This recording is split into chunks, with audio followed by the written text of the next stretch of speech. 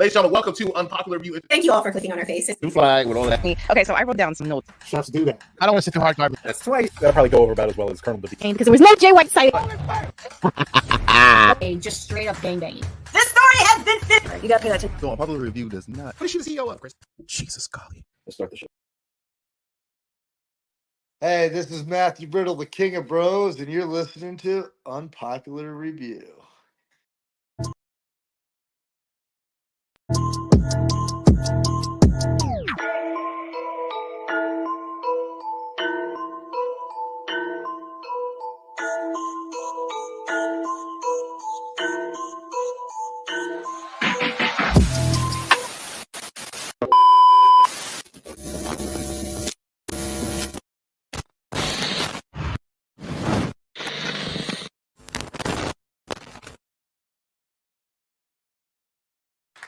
Tonight's broadcast has been commandeered by the secret society No Ma'am, National Organization of Men Against Amazonian Masterhood.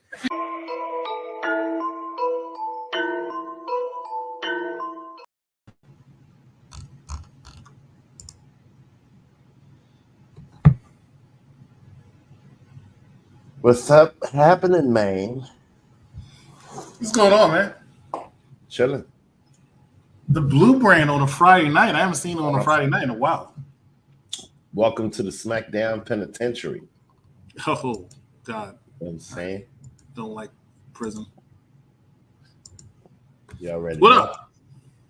Chilling, Talk to fam. me. It was a good show. It was a good show. It was it? Yeah, it was nice. It was nice. Nice filler show. Nice, 12,000 people. You know what I mean? How many people were there? Like 12,000. Nice little house show. You know what I mean? Not bad. Looks like they had a week full of house shows. And they ran around all over Europe. I mean, all over Germany. Hey, Charmaine. But it wasn't bad. It certainly wasn't bad. It was a nice little go home show prior to the event. You know what I'm saying? It's a little different. What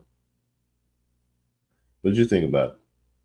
You got me over here talking to myself. I wasn't trying to have you talk to yourself. I thought you were going to actually dive into SmackDown. So just talk about how good you thought the show was or was not. First, we begin the show. Because I don't have the graphics. No, that's fine. That's Dice. Dice is not here tonight. It's a Friday night. He has stuff to do. I don't do graphics, but I will pay my respects to somebody who was a former world champion and actually one of my favorites growing up, and that is one Sid Udy, better known as Psycho Sid, Justice Vicious, the master and the ruler of the world. Yep. Former multi-time world heavyweight champion. Yes. Oh man, being Sid Vicious at the Survivor Series in '96. That was his best memory. That's one of my favorite memories of him winning that world title. I wasn't expecting him to win, and he did win. What's going on, Charmaine? But it was kind of long overdue too, because he should have beat Hogan. You know what I mean? He should have beat Hogan and had a little run. But that was also one of my favorite memories of him too, was him throwing Hogan over the top rope of the War Rumble. And Hogan looking like so upset, like, how dare you do that to me, even though it's in the rules. Word. It kind of gave him that Drew McIntyre moment when Drew McIntyre threw out Brock Lesnar. And they were kind of like cementing him to the next level. Mm-hmm. That's the thing. It was cool. And mind you, his promos was scary.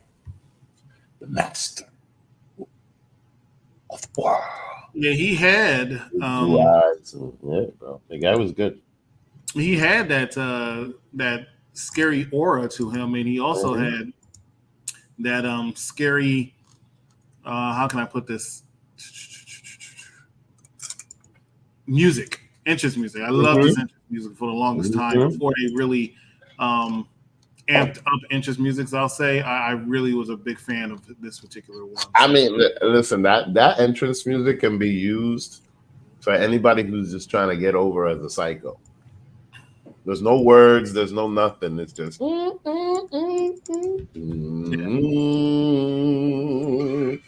Like, yo, yeah. It's going to get a lot of play. And, I mean, truth be told, it's unfortunate because we're giving him the Tupac treatment, but, because like a couple weeks ago when he was alive, he ain't get no attention like that. But he certainly deserves the flowers that he gets because, in my opinion, he's gone too soon. And I'm just sad because, like, literally there was an autograph signing for him at the Wrestling Universe, like, maybe 3 weeks ago. Mm-hmm. You know what I mean? And people were showing pictures with him and things like that. And it hits home. It hits hard because he just passed away.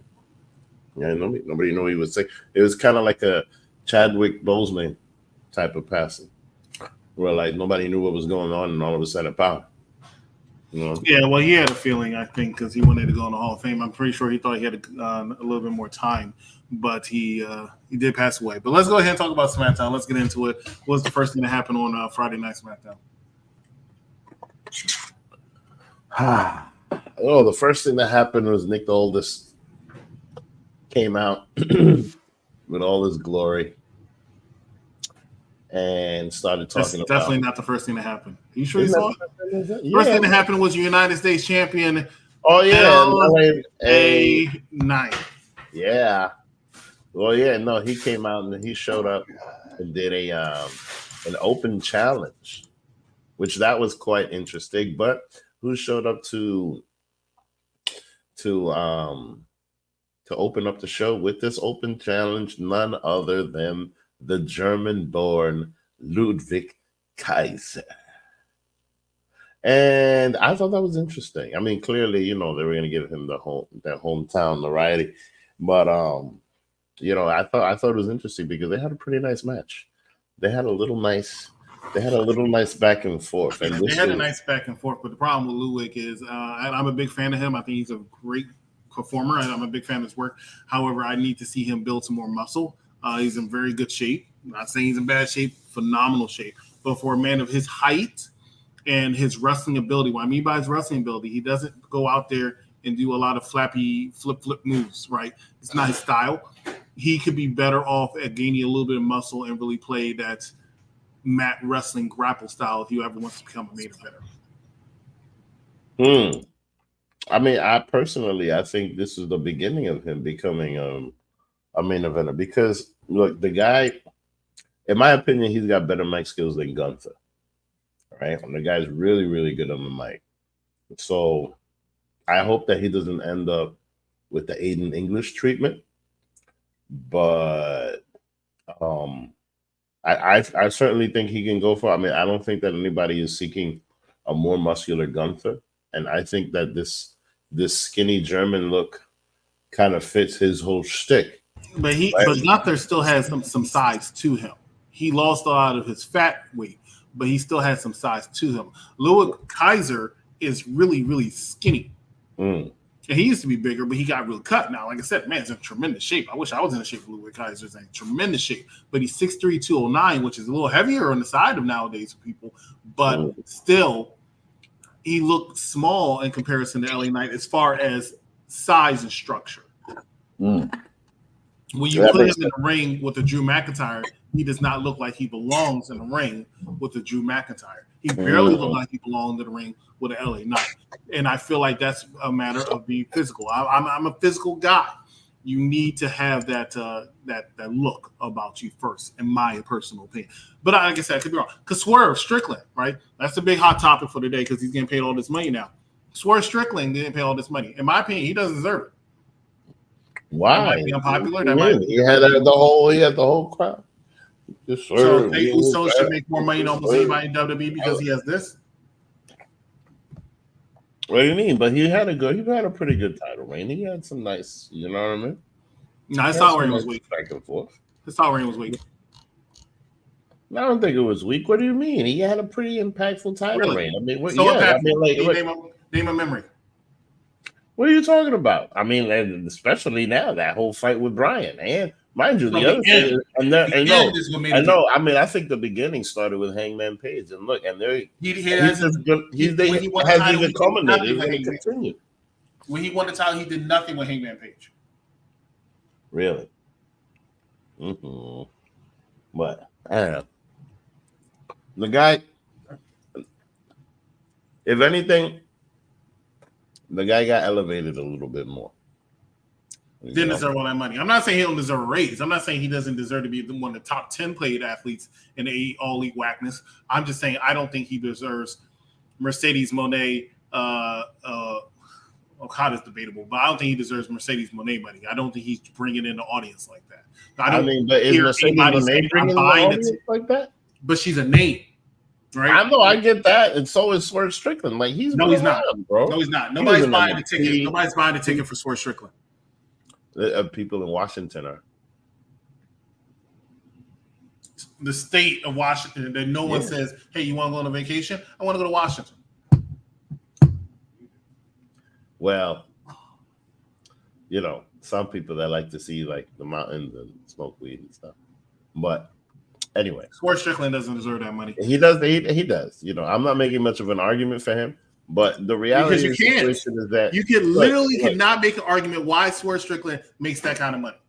His title reign was non-existent. Brought in no new viewers, no new attendance records. And you can't even name a memorable moment from it. I say name a memorable moment. You said that thing with Daniel Bryan. That was the end. The end was the best. That was the most memorable. That was the best. That was one of the best matches that he had.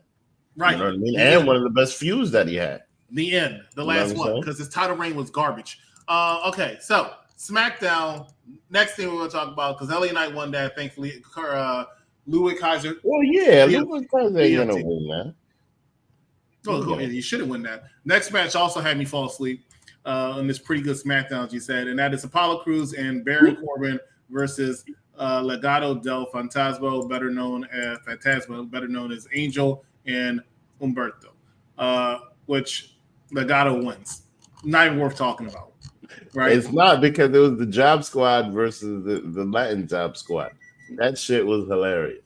You know what I mean? Like, I don't understand why. And I feel bad for Baron Corbin because he literally beat Kurt Angle 5 years ago, retired Kurt Angle. And you would think that Baron Corbin would be in a much better spot these days. But, man, he's just a guy they don't know what to do with. And it's sad to say. It's really sad to see at this point because, man, and then Apollo Crews is another one. Apollo Crews' side plates are selling online for like maybe $25.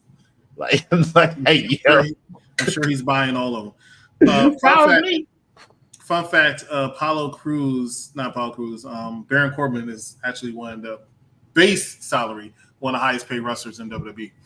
I mean, he's been there over a decade already. You should be. You know what I mean? He's a company guy. You feel me? Like, and so should R-Truth. So, but this time, both of their times have passed. I think Baron Corbin's reached his ceiling. Now he's just there to help people out. Yeah, definitely. I mean, he's that's why I call him the leader of the Job Squad. Because, like, you know what I'm saying? Which is sad because he had so much promise. Best of 7 series, obviously, which is not being called the best of 7 series, between Carmelo Hayes and Andrade El Idolo. Ends with the series being tied up at 2-2 apiece, with Carmelo and Andrade putting on another banger, if you ask me, and Carmelo walking out the victor. What did you think of this match? What do you think of Carmelo Hayes? And what do you think of Andrade? Well, I mean, Andrade has a ton of nepotism to him, so like, he's gonna be put in certain places. When did you become such a hater? Is it being in a penitentiary? Is that what it does to you? Is this what Dice does? No, it's not even that. It's just the truth, bro. It's not that. It's just the truth, man. Like, listen, sometimes certain acts don't fit in certain places. This is the reason WWE doesn't go to India.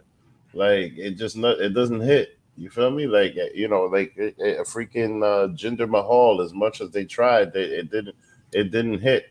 You feel what I'm saying? Andrade, unfortunately, as good as he is, it's a AAA guy. It's another guy like Alberto Del Rio. You have a certain ceiling to a certain point. Like,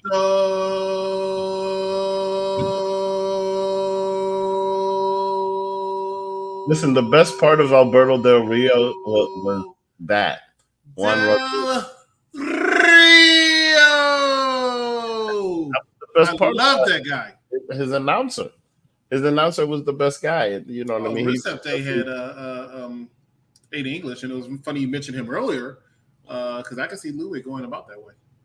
I wouldn't be Aiden English surprised. was very, very good. Aiden English was very good. He was very good on the mic. He was actually a decent wrestler, but because of his size, cut in great shape, but his size could not do it.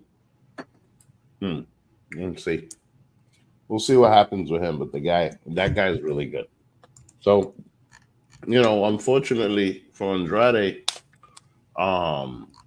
it's all gonna be. I personally think he's gonna get the Ricochet treatment. You know what I mean? And I feel, but probably not because he's there with his wife and his father-in-law. So, but right now, what I see here is just them getting Carmelo Hayes over. You know what I mean? Because I right now I don't see them knowing what to do with Carmelo Hayes or with Andrade.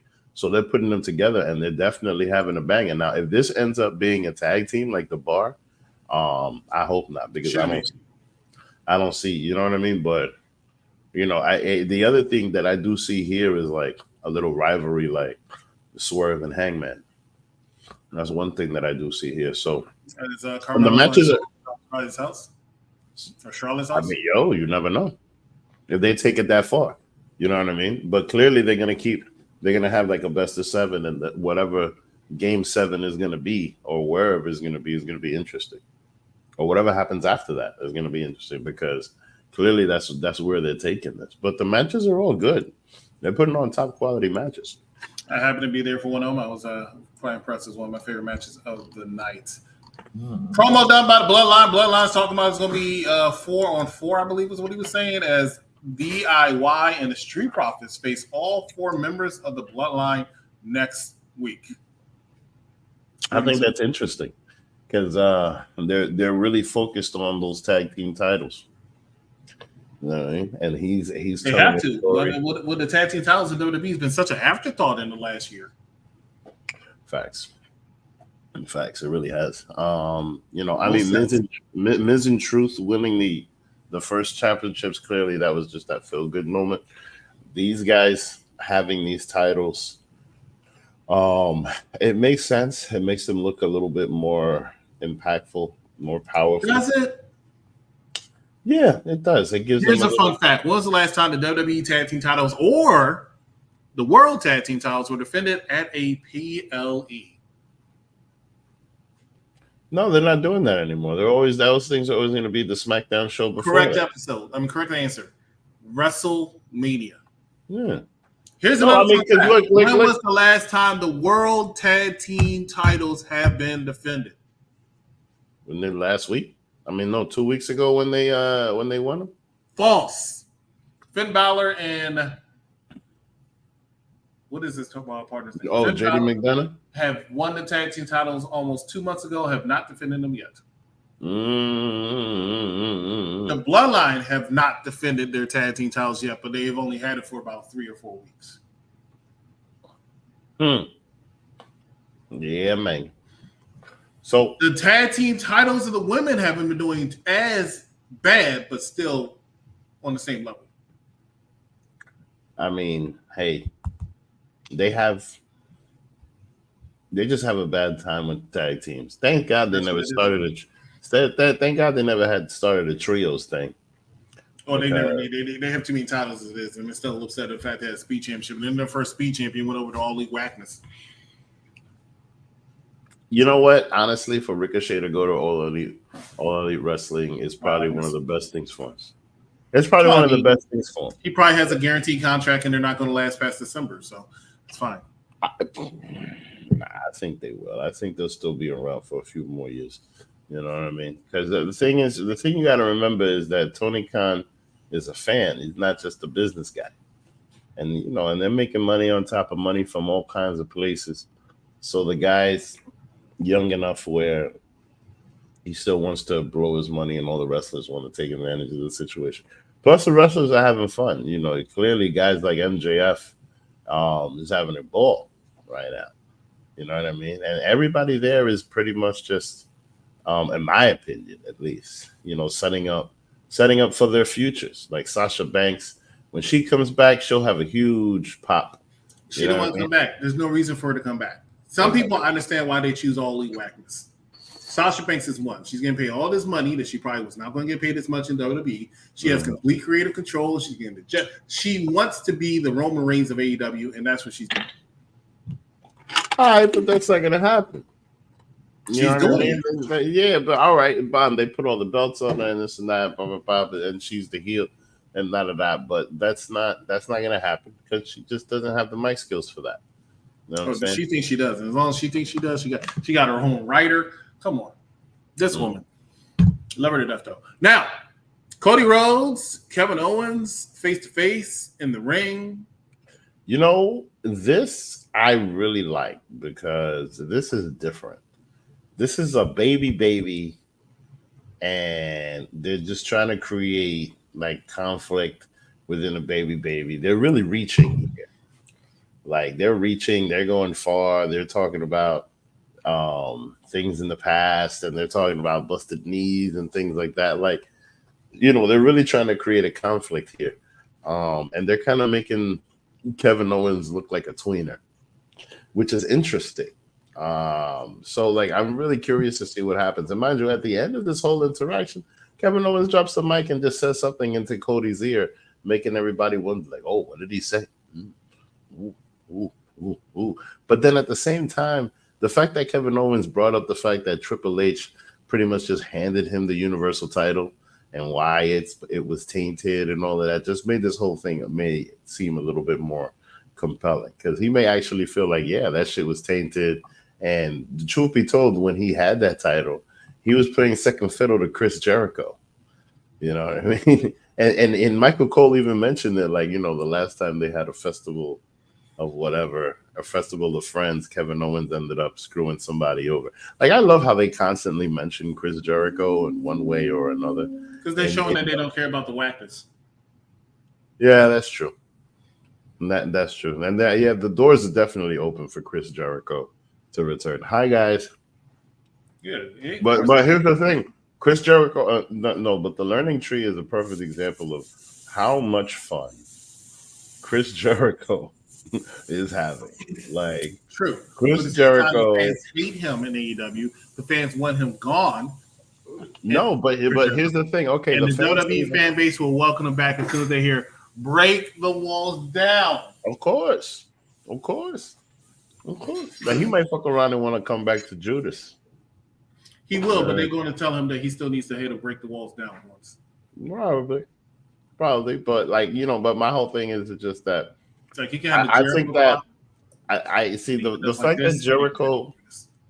that Jericho is getting booed. Because in my opinion, there's certain people that is just hard. That is hard to get booed because they just have so much. Tanya, like, I don't think I could ever see Rey Mysterio getting booed because he's been around for so long, has such a deep character, has such a connection with the audience. You know what I mean? He'll have to do a lot to get booed. You know, I feel the same way about R-Truth. Who else? If John Cena. Whether it's Let's Go Cena sucks, that's another guy that I personally think would have a really tough time just being a heel. And what Chris Jericho has done, I think it's quite brilliant, you know, because it's annoying, but then at the same time, it's saying a message like, listen, I'm the one who could teach all of you all of these things. And AEW is like old TNA, developmental. You know what I mean? I'm sure that WWE sees it that way. And Jade Cargill is a perfect example of that. You know, like she just needed better training, and then she's getting that. You know, shout out to Black Girl Magic. Black Girl Magic. We'll talk about that during our predictions for Bash Berlin in a couple minutes. Let's talk about the last segment of Monday Night Raw, which is a match between Queen Nia Jax, your WWE Women's Champion, and Mia Yim. Hardcore match or no disqualification match, whatever you want to say. What are your thoughts when it comes to this match? Yo, I want to see what happened to Mia Yim after she got out of that garbage can. Like, yo, that shit was crazy. How you put her in a garbage pan, give her the annihilator, and then hit her with more shit? Like, you have to. She wanted to show Mia Yim where her career is gone. Damn. Well, I mean, it's been in the trash for a while, but damn. This was her first SmackDown main event. More power to her. I'm happy for her. I mean, yo, she's getting a lot of TV time. You know what I mean? Not shout out to Jericho, but she's certainly getting a lot of TV time when it comes to like NXT and SmackDown and even just the whole thing surrounding Nia Jax. So I definitely find it interesting. It kind of makes it feel like she's filler for Nia Jax, at least for now. But we'll see. We'll see, because it kind of makes me feel like Nia Jax's reign would probably be pretty short. I expected it to be long, seeing as how she's the queen of the ring, and as the belt, and she's like a heel. Gonna have a little while. Yeah, she's gonna have a little while. She's definitely not dropping it back to Bayley. No. Because at this point, Bayley doesn't need that. No, she doesn't. Bayley doesn't really need. She doesn't. You got to get to a certain point where you don't need a belt. Like Bayley getting the belt is like Charlotte getting the belt. You know what I mean? Charlotte will win it again, but Bayley will not. I don't see why not. Bayley could win it again, but it just depends on the assignment. I mean, the same thing with Charlotte. Like it just wouldn't. Imagine if she came back and then they just put the belt on. No. And the same thing with Rhea Ripley. Like Rhea Ripley doesn't need that.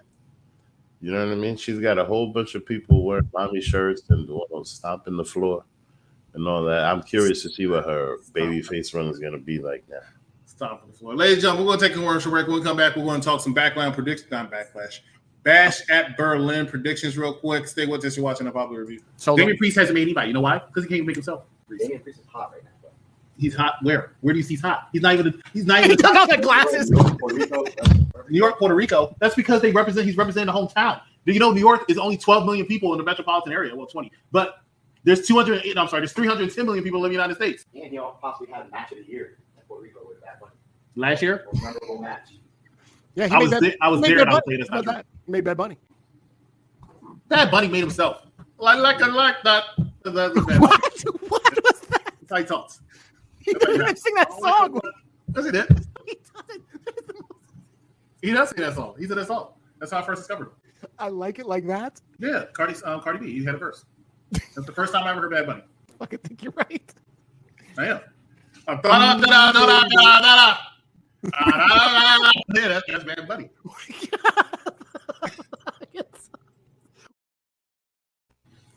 UPR Shorts for myself and Big Daddy Cool on TikTok and YouTube Shorts. But let's go ahead and talk about Backlash. I keep saying Backlash. Bash and Berlin. Bash and Berlin predictions. We'll start off first with the WWE Women's Tag Team Championships as Alba Fire and Isla Dawn defend their tag team titles against BLE or BGM is what people like to call them. Black Girl Magic, Jade Cargill, and Bianca Belair. Vic, who you have going over in this one? Oh, Black Girl Magic.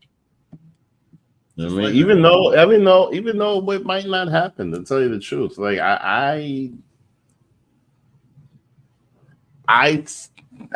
think that they're keeping the narrative going, but I don't know if they're gonna put the belts back on them, if that makes sense. Like they're gonna make them look good, but then somehow it's gonna get screwy and they're gonna lose the match. So the reason how come I'm going to disagree with you is because they actually had this match 3 weeks ago on SmackDown, maybe 4 weeks ago on SmackDown, where Black Girl Magic was about to win, and then what's her face? I forgot her name. Came out and interfered in the match and cost the match, and I just don't see that happening yet again. Blair Davenport. This time, those tag team titles are going to Black Girl Magic. Next match we're going to talk about is a mixed tag team match, which is none other than Liv Morgan and Dirty Dom Mysterio versus the Terror Twins. They like to be called Damian Priest and Rhea Ripley. It's funny because they're booking Damian Priest and Rhea Ripley like the Brothers of Destruction. Yes, they are. Like they straight up booking them like Undertaker and Kane. So I think it's interesting because Damian Priest is such an Undertaker mark. You know what I mean? Like he's such an Undertaker fan that he wants to do all of Undertaker's stuff. Yeah, but clearly they're gonna go over because there's no belts involved. There's no switches. There's no nothing. There's basically 100%. the lick back. It's just a continuation of the story. So I mean, that's probably going to be the shortest match of the night. Possibly. I like the storyline because I think it's interesting. What I don't like about it is the fact that the Terror Twins are facing 5 people of the Judgment Day, and they kick their ass each and every single week. I know they got the upper hand on the Terror Twins a couple weeks ago, but realistically speaking, Damian Priest be knocking out 4 people makes no sense to me. But you are absolutely right. There's no titles on the line, and Damian Priest's end game is Finn Balor, and Rhea Ripley's end game is that WWE World Women's Championship, even though she still might not be the one to take it off of Liv Morgan. But that's the end game. Next match we're going to talk about is actually a strap match.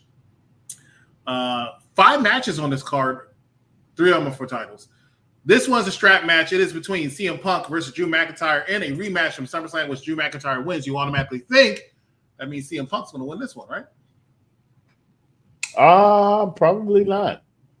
Probably not. You know what I mean? Like, this might be another L for CM Punk that might to just try to continue the story or try to figure out how to do something in Chicago. You know what I mean? Because I personally think that throughout this whole feud between CM Punk and Drew McIntyre has been elevated to a spot that he's never been in before, even with the title. And the truth is that like this feud has been hot since January or February, and so far there's only been 1 match. So CM Punk might win this one, but in my opinion, they're going to do at least 3 matches and make them all quality. But the storytelling here is definitely going to be good because I certainly think that CM Punk and Drew McIntyre have the rivalry of the year. I really do. And mind you, they only touched once. Yeah. And it's a testament.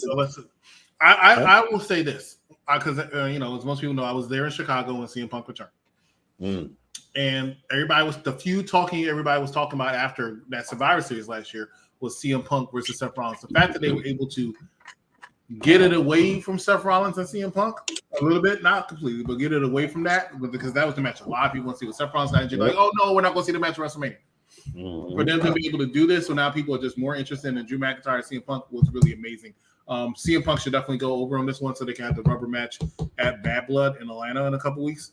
Well, a lot of people are rumored to be Hell in a Cell. I'm not exactly sure that's the direction they're going to go, but I do believe that's going to be the final nail in that coffin. I'm just interested to see where both CM Punk and Drew McIntyre go from there. Are they going to go after world title aspirations? Because in my opinion, Drew McIntyre should be the world heavyweight champion of Raw, but you don't want to see Gunther lose that title anytime soon. Not saying he needs to hold as long as the Intercontinental Championship, but it can't be a short. Listen, I won't be surprised if he does because I mean, look, they already made. I mean, clearly they made it because they're going to Berlin, but he already has like one of those commemorative titles that says 666 days, ring general, and all this other stuff. And mind you, it was sold out in like a couple hours. So I don't know if it was just a German thing, but the guy's got his respect, if anything. There's people that respect him, not necessarily a fan base because he's not like a baby face, but Gunther has people's respect. He definitely has respect, and we'll talk more about Gunther after this next match we're going to talk about for the WWE Championship. It is Cody Rhodes defending his title against Kevin Owens. My opinion, easy win for Cody Rhodes. Well, I mean, easy win. I mean, easy as he's going to win. Not an easy win as it's going to dog walk Kevin Owens. Well, yeah, because this show is all about Gunther, so clearly this is a filler match. But I'm not gonna lie, I kind of like the story that they're telling here. This might be also a way to turn Kevin Owens heel. I don't think they will. Whatever it is that they do, or however it is that they finish this, because like Cody even said, like after I beat you, we still gonna be friends, type of thing. But then at the same time, like it kind of reminds you of what Razor Ramon says: you can either make friends or you can make money. You know what I mean? In this business. So I think that's interesting because at the same time, Kevin Owens is also somebody that has a lot of friends in the business, but like I said from the beginning, this is a filler match. Clearly, Cody Rhodes is gonna win. The American Nightmare is gonna, you know, probably end up being at WrestleMania 42 with the title. Who knows? At least by WrestleMania 41 with the title.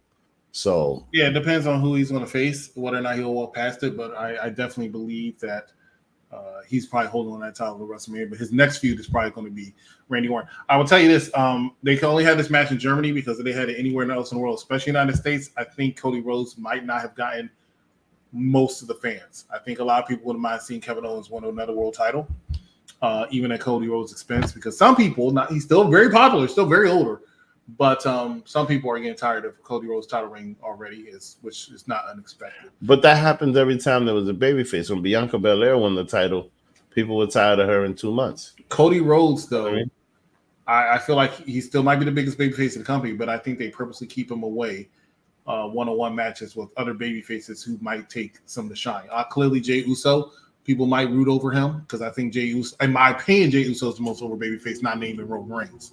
I think LA Knight would be possibly can get a bigger reaction than Cody Rhodes at times, but we'll see.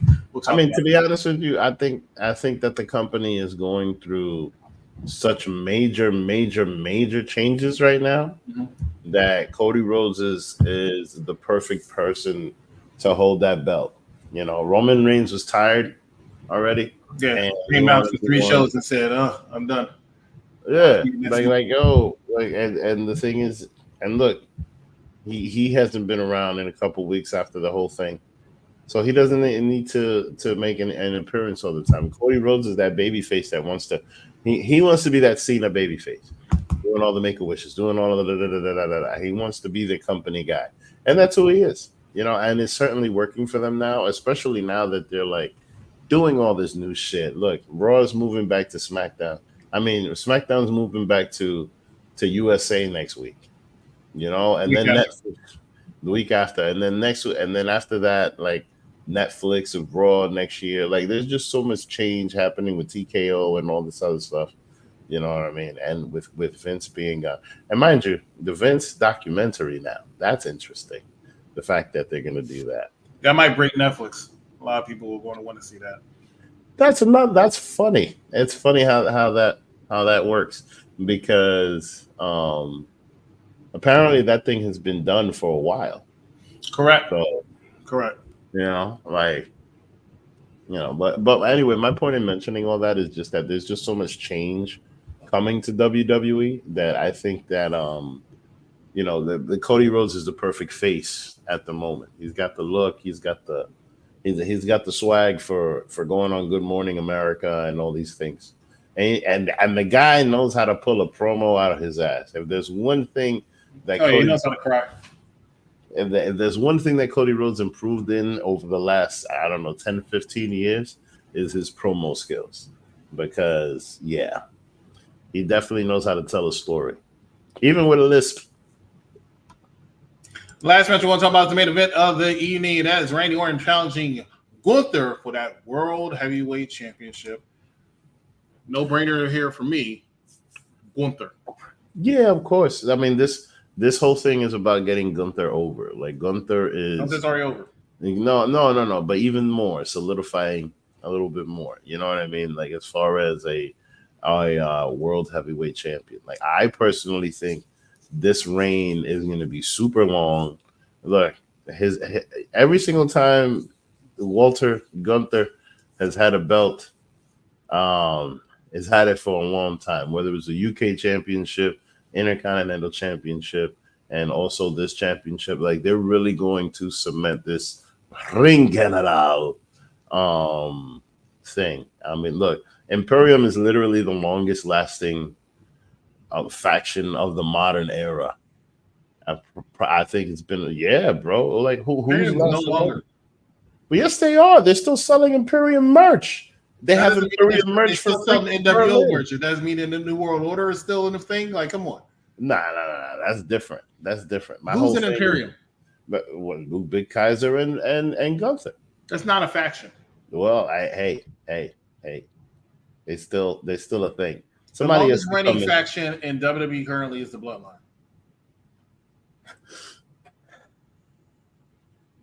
I don't think so, man. They won in NXT. No, not even, because they could come back together because they still doing stuff together. They still got the music and all of that. They could come out as Imperium, as a tag team, and do all of that stuff, right? But anyway, my point in mentioning that is just that Triple H is real high on this act, for lack of a better phrase, as far as like the ring general and how the ring is sacred and all of these other things. That I definitely see Gunther beating a lot of people and just being like this real tough, impossible guy to beat. You know, they're gonna book him, I think, the same way that they booked Roman, as just being this like impossible feat to defeat. I just don't see it lasting as long as that. I think he'll lose it by next year's SummerSlam. But we'll see, ladies and gentlemen. That is Bash of Berlin. We're not going to have the SmackDown episode tomorrow, obviously, because that's where we had it today. Because Bash of Berlin tomorrow is at 1:00 p.m. Get up and watch it, and watch the review show that Mike Knox is going to put on immediately after. No, it's actually on Sunday, I think. Bash of Berlin review show. Looking forward to that. So, you want to take us out of here? It's your show. All right, ladies and gentlemen, thank you for joining us once again for the Smackdown Penitentiary Friday night edition, right after Smackdown, because tomorrow, like Chris said, is the Bash at Berlin at 1 p.m. So you won't see us, so go watch the show. Thank you, and have a great night. Night, everybody. Isn't there an outro commercial? There is, but I wanted to play. Tonight's broadcast has been commandeered by the secret society No Ma'am, National Organization of Men Against Amazonian Masterhood. And mind you, here's the thing. Here's the other thing. You know what I mean? Nobody's bomb. You know what I mean? You know what I'm saying? You know what I mean? So like, you know what I mean? It's not. You know what I mean? So clear. You know what I mean? You know. You know what I mean? You know what I mean? Come on. You know. Yeah. You know what I mean? And you know what I mean? You know what I'm saying? Thumbs up, man. Thumbs up. I talk too much. Sorry.